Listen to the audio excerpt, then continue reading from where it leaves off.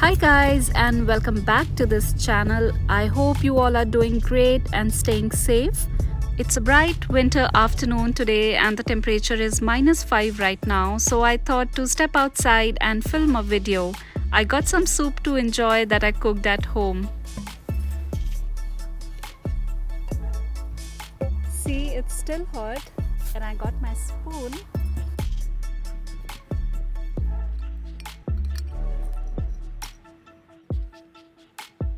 If you're wondering where I got this awesome thermos, I got it from Kitchen Stuff Plus and it was on sale and I got it for only $5. But very soon I realized I won't be able to stand outside for that long, so I continued my videos sitting inside the car.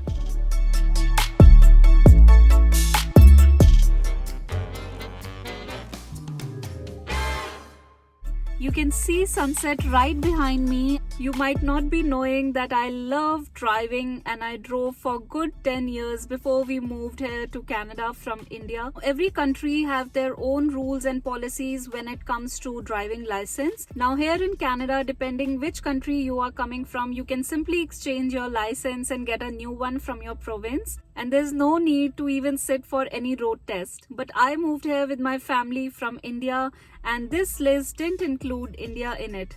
So to legally drive in Canada, I needed a driving license. So in today's video, I'm going to talk about my driving license journey and why it took 1 year for me to start driving a car in Canada. Every province in Canada has its own driving license policies and system, but we landed in Ontario and live in Ontario presently, so we had to go through Ontario's driving license process. Now, if you wish to travel outside Ontario, you can use your Ontario's driving license. You don't need separate license for every province. But yes, if you change your mind and you go and settle in some other province, then you definitely need to get your new one from that province. So in Ontario, first you have to go through G1, that is knowledge test, which is totally theory based, then G2, which is a road test, and then finally G license, which is full license and again a road test. These are issued by MTO, that is Ministry of Transport of Ontario. So guys, I'll make a separate video on Ontario's driving license process because it's a lengthy topic. So the normal process to get full and final G license is to clear G1, then after 8 months you get G2, then after 8 months you are finally eligible for G license. But this whole process takes around 2 years, which is a long time and a long wait. So what MTO does is that if you bring your driving history or driving experience letter from Transport Authority of your country, they totally accept it and they let you skip G2. So right after G1 you are eligible for G and you don't have to wait for 2 years. Also keep in mind here that your driving experience letter should be either in English or French language. So when you land in Ontario as a newcomer, you simply have to submit your G1 test result and your driving license from your country and driving extract from your home country.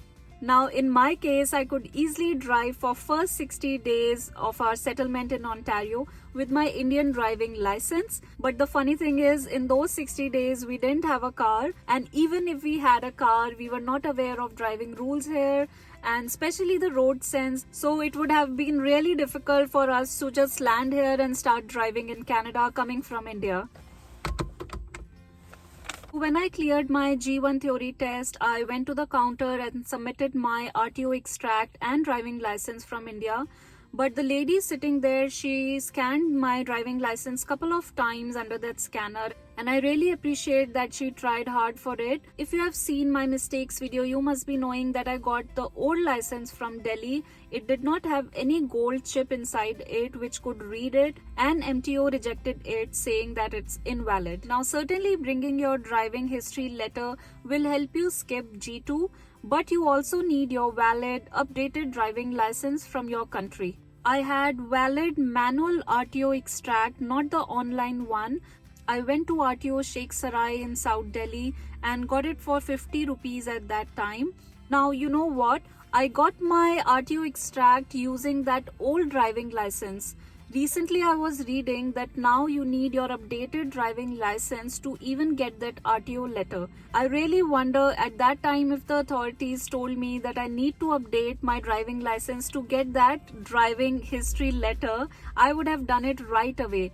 Or even if I was aware enough to get that updated driving license, because due to that invalid driving license, I was not allowed to skip G2 and even was not allowed to sit for G2 road test for next 8 months. Now, there was nothing much I could do about it. I requested my dad if he can try something, but the RTO authorities, they said I have to be physically present there to get a new driving license. So I just kept this obstacle aside and I had to wait for 8 months. I got my G1 in June 2018, just after 1 month of our landing in Canada, but I had to wait 8 months for my G2 road test now, after which I could drive a car here. So those 8 months when I was not able to drive, I used public transport and used to walk around. So we got a new car in July 2018, around 2.5 months of our landing. So I started practicing and then took some driving lessons. And also while my husband used to drive and I used to sit here on the passenger seat next to him,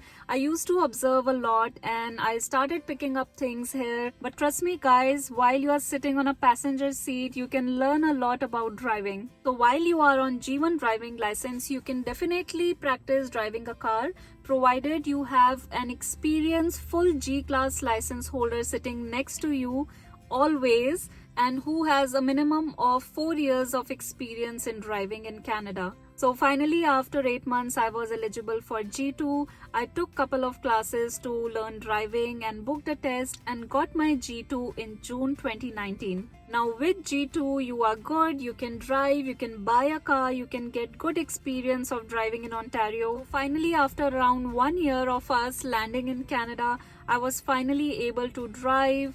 I got a very good experience of driving on the roads here, and then after around 8 months in 2020, I was eligible for G license. But as you all know, with 2020 came in COVID, and due to that everything was closed. There were no more road tests happening around and I was unable to sit for my G license. The whole year of 2020 went like this. Even today in 2021, we are in lockdown and I haven't booked my G road test as of.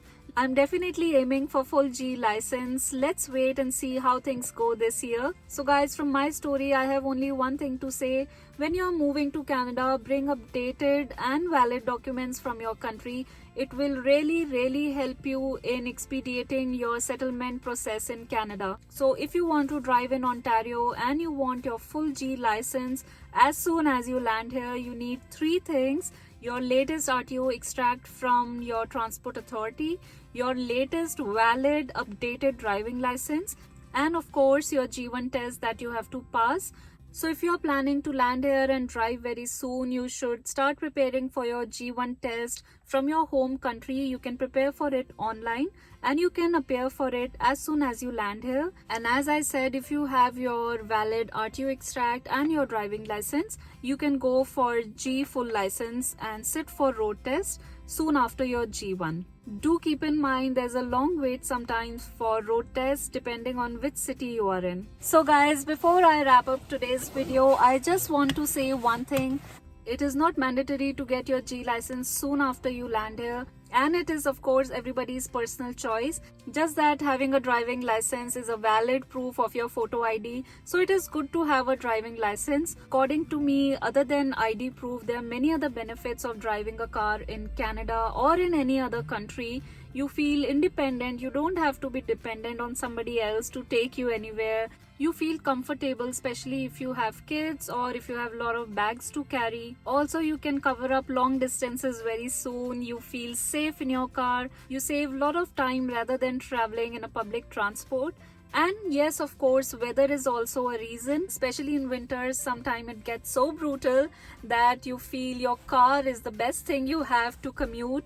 Not only in Canada, even in other countries, if it is raining or if it's too cold or sometimes too hot, then having your car is actually very comfortable.